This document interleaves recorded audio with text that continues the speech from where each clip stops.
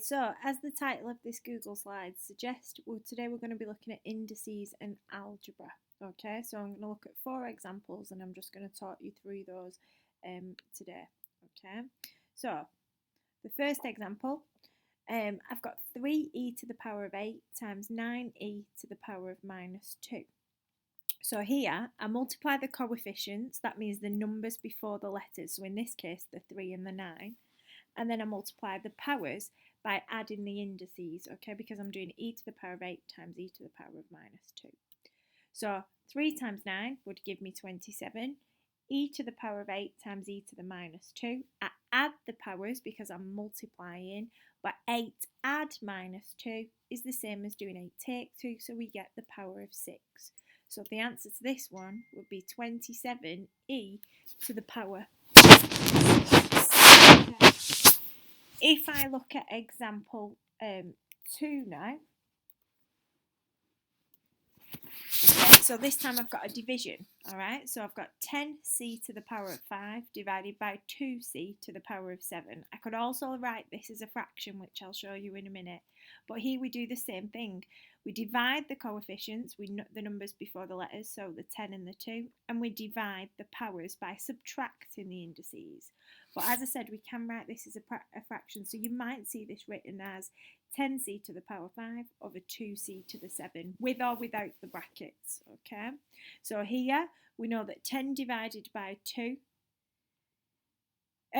we know that the top means 10 times c to the 5, and the bottom, the denominator means 2 times c to the 7. So now we can do the division of the coefficient. So 10 divided by 2 here would leave us with 5, and then c to the power 5 divided by c to the power of 7. Because we're dividing, we subtract the indices, so 5 take away 7 would leave us with minus 2.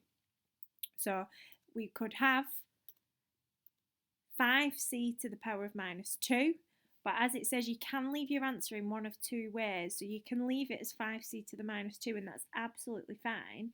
But remember, c to the power minus 2 means 1 over c squared. So what I can actually write is I can write a 5 on my numerator and c squared on my denominator, because 1 over c squared is the same as c to the power of minus 2. Okay, if we think about this second one, what we've basically done is we've cancelled out the c to the 5s here and here, and that's left us with c squared on the denominator. The 2 has disappeared though, because we've cancelled out the 5 and the 10 and the 2, and that's left us with 5 on the numerator. So these two expressions, 5c to the power of minus 2 and 5c squared, 5 over c squared, are the same. Okay, the third one is in brackets 2m to the power 4 and then all of that to the power of 3. So what this means basically is 2m to the power of 4 cubed. Okay, so when we cube something, we multiply it by itself once and again. So this means 2m to the power 4 times 2m to the power 4 times 2m to the power of 4. So if I break up the coefficients, the number parts, the 2, 2 and 2, and the algebra parts, the m to the power 4 times m to the power 4 times m to the power 4, I get this. So in order to get this answer now, I need to make sure I do 2 times 2 times 2, which will give me 8, and m to the power 4 times m to the power 4 times m to the power 4, which if I add the indices would give me 8m to the power of 12. Now I can actually get the same answer by applying the cubed, the power 3, to both the number and the algebra part in the bracket. So I get exactly the same answer if I just did the 2, the coefficient cubed, and then I applied the power 3 to my m to the power of 4. So here, remember when we've got the brackets, we do 4 times 3, which gives us the 12. So I can actually do the number part cubed and then the algebra, whatever the index notation is, do the same power to that, and I do that by multiplying the powers. Okay, so I can apply the power to the number and the multiply the powers of the expression with the index notation. Okay, the last example is a combination of what we've looked at. So here, okay? As you can see, we've got a calculation on the numerator of this expression. So we've got 15r cubed times 20r to the 10 all over 6r to the power of 9. So here that divide tells us we basically have to work out what the answer is to the numerator before we divide. Okay, there is an alternative to this which I'll go through at the second half of the slide.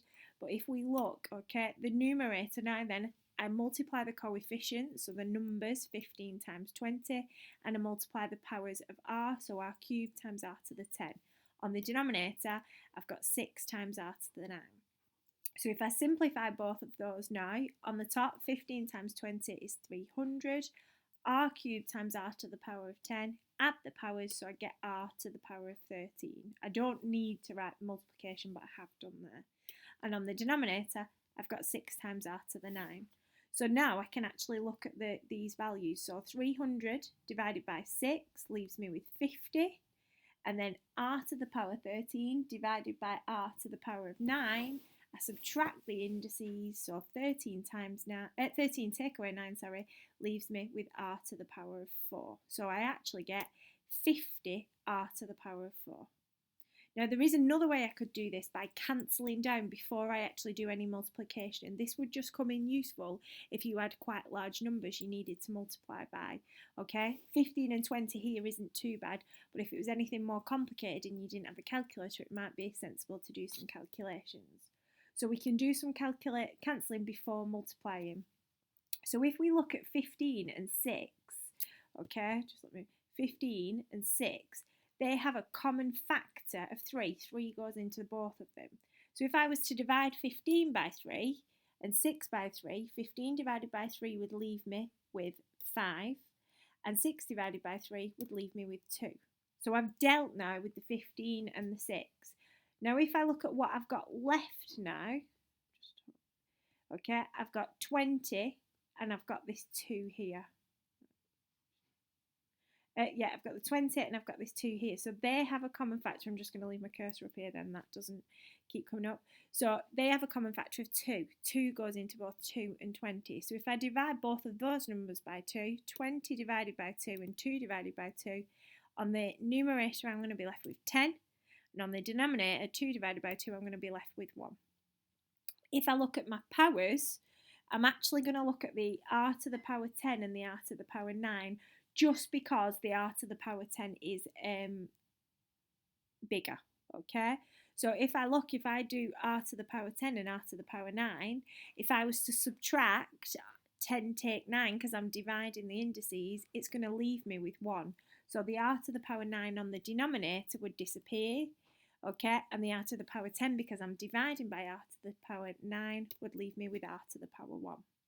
So on the denominator now, I'm just left with literally 1, which anything divided by 1 is itself.